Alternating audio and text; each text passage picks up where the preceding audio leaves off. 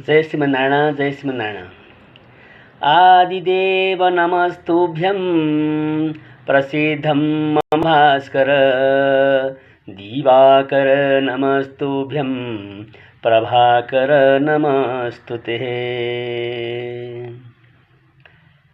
भक्त भावतहरू कहिलेकाहीँ सोध्नुहुन्छ भक्तहरूले, धेरै देवताहरू हुन्छ, यो 7 बारमा कुन कुन देवताको पूजा गर्दा चाहिँ राम्रो हुन्छ होला?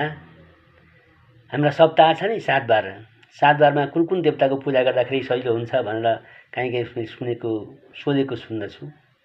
संक्षेपमा म भक्तहरूलाई जानकारी गराउँछु। आइतबार हामीले सूर्यदेवको पूजा गर्नुपर्छ। अब सूर्यदेव पूजा गर्दाखेरि त्यो दिन चाहिँ आइतबार हामीले के लगाउने? रातो कपडा लगाउने, रातो टीका लगाउने, चन्दन लगाउने र राता फलफुलहरू छन् नि, फलफुल या कपडाहरू दान गर्ने। आइतबार चाहिँ सूर्यनारायण भगवानको पूजा गर्नुपर्छ। यसै गरी सोमबार शिव महेश्वरको या महादेवको पूजा गर्नुपर्छ। त्यो दिन चन्द्रमा पनि पूजा गर्न सकिन्छ। महादेवको पूजाका साथै चन्द्रमाको पनि पूजा गर्ने सोमबार, र त्यो दिन सेतो कपडा लगाउने, सेता कुराहरू पदार्थहरू चाहिँ के गर्नुपर्छ? दान गर्नुपर्छ सोमबारको दिन। यसै गरी मङ्गलबार जय श्री हनुमानको पूजा गर्नुपर्छ। भगवान हनुमानको पूजा आराधना गर्ने, त्यो दिन रातो कपडा लगाउने, भगवानलाई मनपर्ने राता मिठाई हुन्छ नि, लड्डु, त्यस्तो कुरा भगवानलाई अर्पण गर्ने, रातो फुल अर्पण गर्ने। मङ्गलबार हनुमानजीको पूजा गर्नुपर्छ। बुधबार बुद्धिका देवता गणेशजीको पूजा गर्नुपर्छ।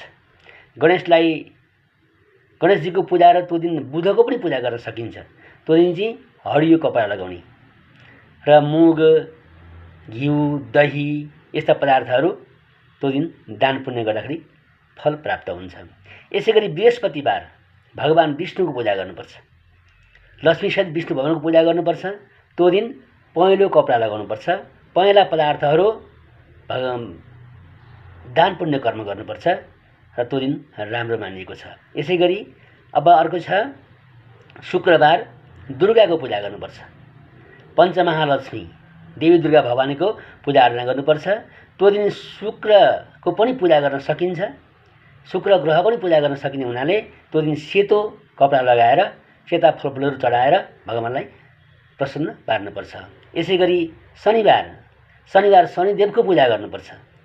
शनिदेवको पूजा गर्दाखेरि शनिदेव प्रसन्न हुनुभयो भने हामीलाई अनेक किसिमको विघ्नबाट पार गराउनुहुन्छ र उहाँ पूजा गर्दाखेरि हामीले कालो वस्त्र लगाउनुपर्छ र जस्तो किसिमका शनिदेव प्रसन्न हुने किसिमका पदार्थहरू दान पुण्य कर्म गरेर सफलता प्राप्त गर्न सकिन्छ।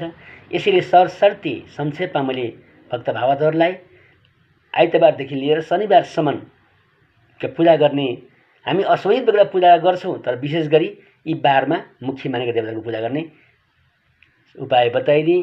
हवस् त, जय श्री नारायण। आजलाई यति है त, नारायण।